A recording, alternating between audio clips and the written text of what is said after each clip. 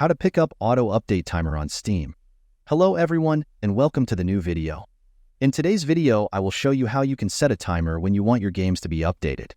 If you want to find out how you can perform this, stay until the end of the video. First of all, open Steam. When it opens, find the Steam icon in the upper left menu and click on it. From the list that appeared, click on the Settings option. A new window will open in which all settings of our Steam profile will appear. Since the update is part of the download options, we will find the Downloads option in the left menu and click on it. After that, all the options related to downloading files on Steam will appear. You can limit the download speed, or you can choose the region from which you want the files to be downloaded. However, the option we need is Schedule Auto Update. It is necessary to activate it by clicking on the switch.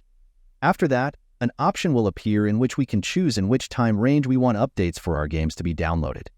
When we have set the range in which we want the update to take place, all that is needed is for Steam to be active during that time transition, and the updates will be downloaded automatically at the exact scheduled time. That's all for this video. If you found this tutorial helpful, don't forget to give it a thumbs up, subscribe for more Steam tips, and hit that notification bell so you never miss an update from us. Thanks for watching, and I'll see you in the next one.